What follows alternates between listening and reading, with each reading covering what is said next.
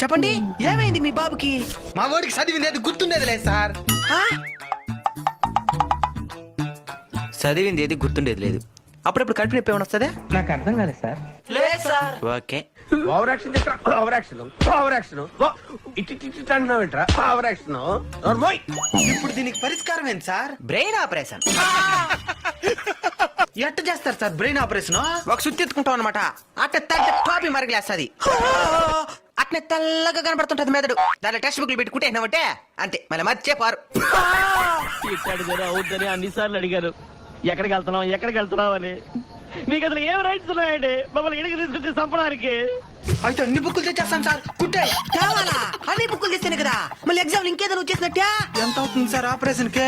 సుత్తి ఒక 100 రూపాయలు, 10 రూపాయలకి సూదే, 40 రూపాయలకి దారం, 150 సరిపోతుంది.